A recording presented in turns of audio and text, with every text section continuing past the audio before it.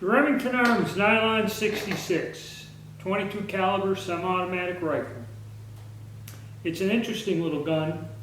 I don't own this gun. Somebody asked me to work on it for them, and they were having problems with it malfunctioning, not feeding or ejecting right. And I took it apart, cleaned it, and then I test fired it. And so if you ask questions about this gun, you know, it's not in my possession. I've shot them before, years ago. I've never really owned one. Nylon is a synthetic polymer. It was first used in toothbrushes in 1938.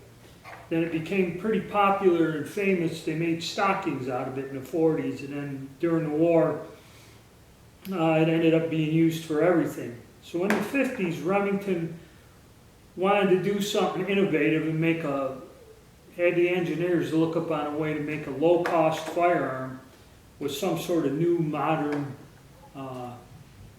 technology, something different. And they ended up using nylon to make the stock and receiver. Now this gun from here, where the stock ends, to here, is all one chunk of nylon, or it's one unit. There's two halves that are molded together, but if you take this sheet metal cover off and the barrel off, this is all one piece of nylon. And you got to remember, when they came out with this back in the 60s, the United States was a different place. I remember when I was a kid watching a program called Sunday Evenings. It was Mutual of Omaha's Wild Kingdom with Marlon Perkins. And in this program, there were several commercials.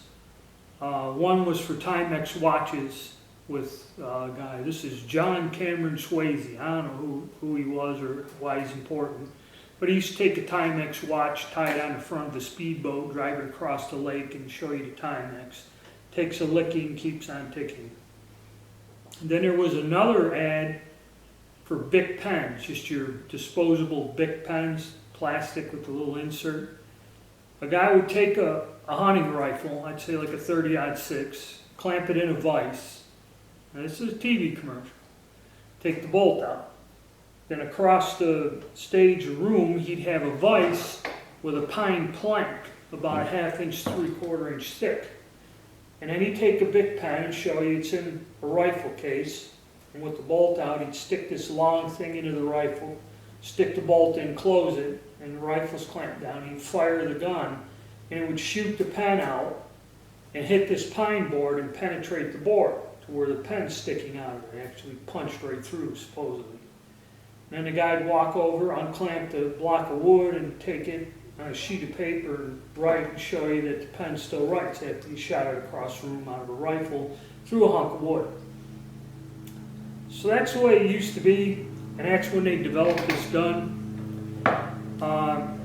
All in all, it was made from 1959 to 1989, and there's 1.25 million of these made in different variations. There's about 7 or 8, I'm not quite sure. There's several variations, and there are rare bolt-action rifles also that were not made, I guess, in large quantities.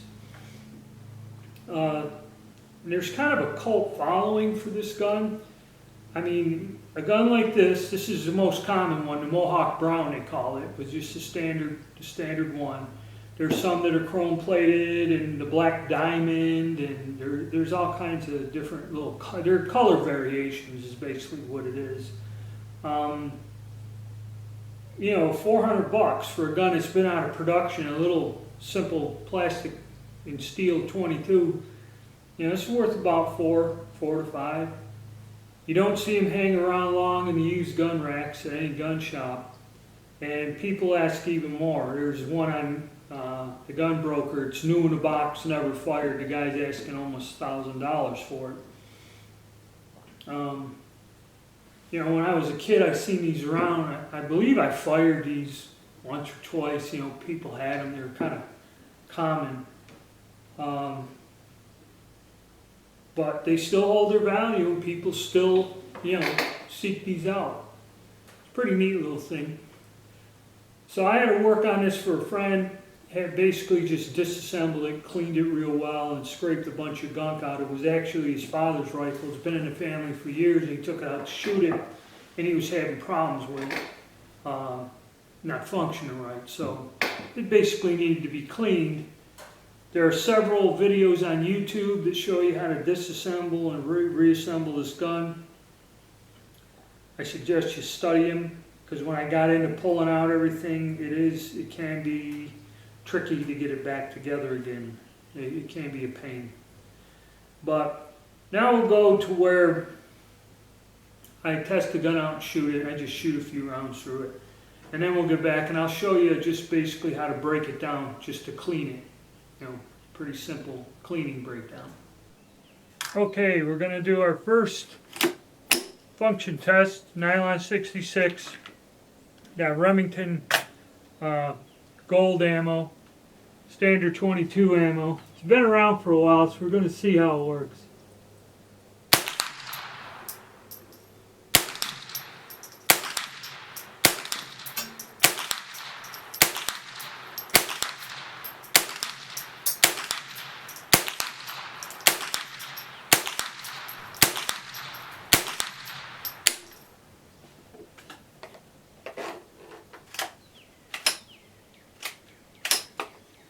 Okay, looks good.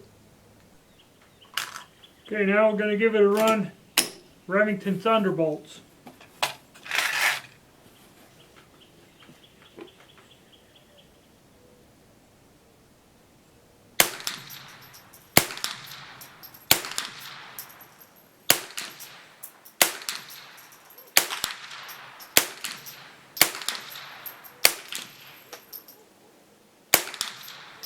That one there was a little, you can tell, a little weak.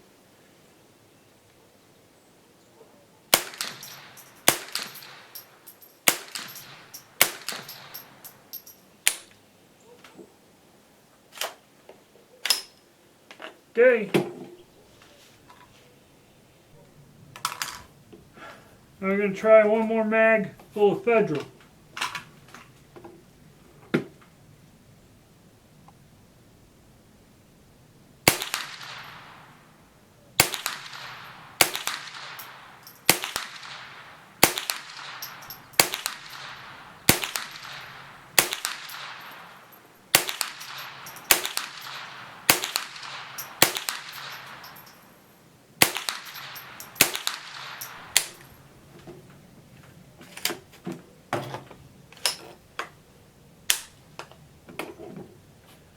Alright, John, looks like your gun's functioning 100%. Alright, first thing you want to do, check the gun to make sure it's unloaded. So you pull it back, it's unloaded, put the safety on. That's kind of important. The reason is once you get the barrel off, you don't want the parts come flying. They're under spring pressure. And again, check, it's unloaded. First thing is you just pull out the operating handle. It should just pop right out of there like that. Okay, don't try to force it, twist it. You got two screws on the side that hold this sheet metal plate. It covers your receiver.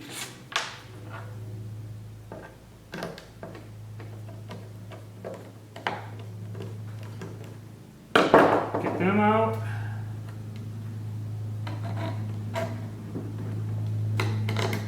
Set them aside. Now, you just pull straight up on the receiver cover. And it should come right out of there. Just like that. Check and make sure that spring up in here is in there. You know, you might want to clean any grime or dirt from up inside here. Clean all that out.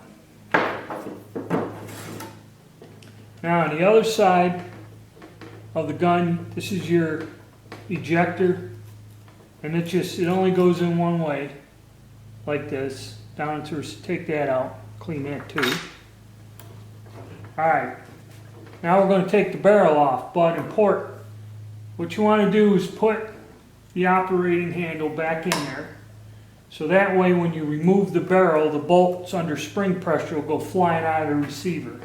And you got a screw here, down here, you just loosen this. This is a collar that clamps the barrel on right here. This collar in here. So what you do is you loosen this and push up to where that clears the notch in the barrel. And you can slide the barrel right off. You don't want to take it out, just enough where it clears. And then see, you just slide this square notch here. Basically clamps in to this notch in the barrel, and that's what holds it into the rifle. Okay? So now we go back to the receiver. Be careful of this. This little thing is supposed to flop down. This is the bullet guide. And you see all the crud in there just from me test firing it. This all has to be cleaned. So take your finger, push back on the bolt, remove the operating handle, and then just kind of let that. Looks like you're going to have to remove the barrel clamp. Okay, hold on a sec.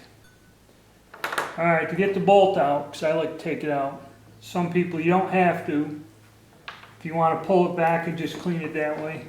But you take the screw all the way out of the bottom, then pull this out. And there's two pieces to it. There's a sheet metal piece that rides on this pin, and it goes in like this, and it'll say front.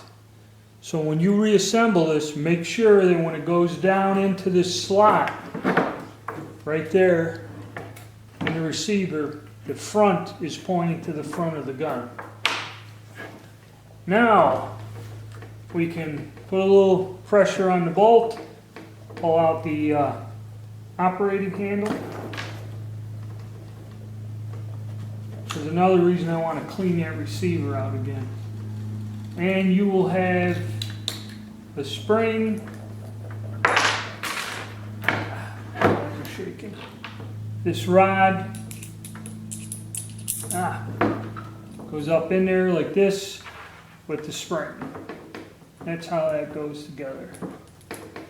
Okay, and all of this thing on the top goes to the top. All of this rides into the grooves in here, and then that spring goes in this tube in the back here to strike a plate, and that just slides right into the receiver. See, I want to clean, this is the area down in here. You see how filthy it is? That's after like 100 rounds. I don't think they cleaned that gun in years, so this was all caked up with stuff. This is what I want to clean out, and I want to clean the receiver. Now you don't lubricate this.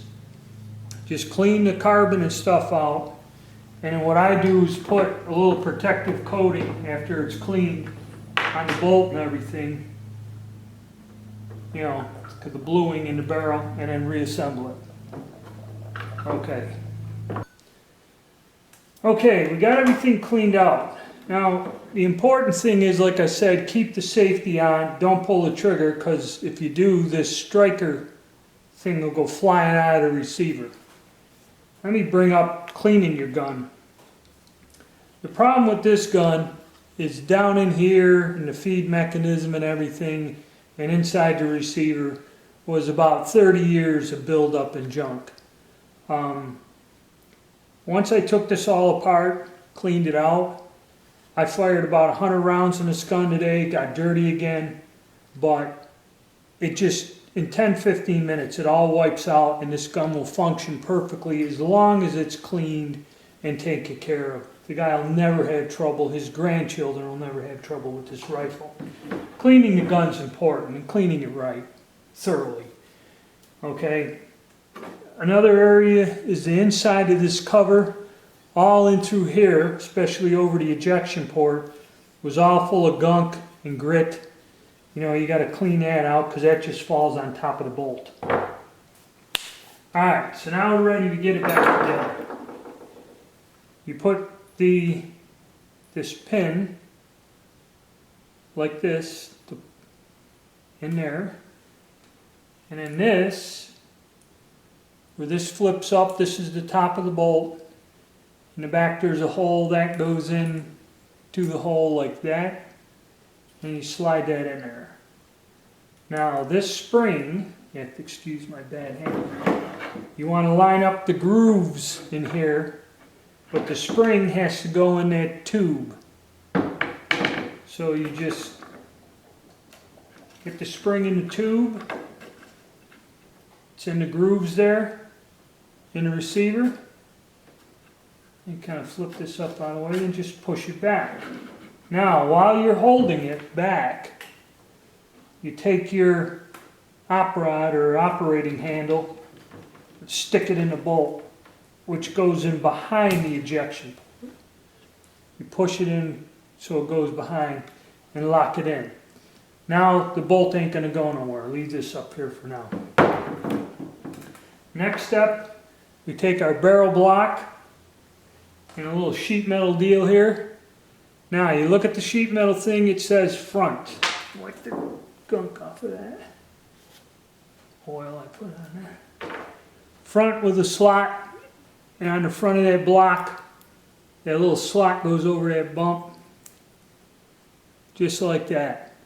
Now this is important, front to the front, and then you go into the slot here, you just set that down in there. Like that. Remember, this is the thing that holds the barrel on.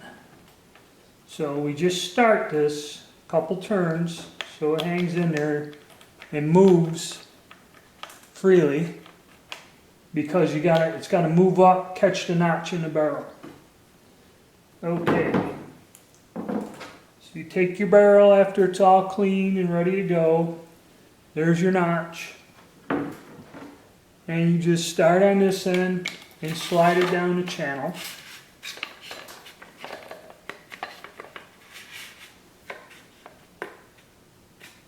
Okay. Then here on that screw on the bottom, down here, you push up on it a little, get that clamp, and just slide this right in where that clamp, push back, probably push back a little there. You want to slide it in to where that clamp drops down. Now the barrel's up, there's a little bit of spring tension, so you might have to push it back, don't force it, until it drops in there. Now that it drops in there, hold it in with your finger, get your screwdriver, and you don't want to get crazy tight with it, but make sure it's tight. Now, snug. There. Now our barrel's in. Now with our barrel in, we can pull out the little operating handle. This bullet guide, flip forward. Now on this side of the receiver, we've got to put our extractor back. And as you see, it only goes in the one way to the radius is flush. Nice. So that's in. This is down. Don't leave it up. Down. And then we take our receiver cover, which is all nice and clean and ready to go. Yeah, the extractor fell out on me.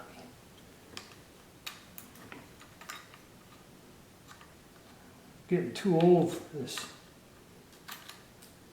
Put your receiver cover on there. Line it up. Everything should drop down in there.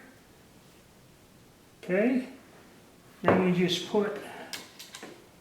line up the holes. It doesn't matter, screws are identical. It doesn't matter front, back. I have to squeeze that a little, yep. And we tighten this up. And again, you don't want to get crazy. Just to where it's snug. You don't want to over tighten it.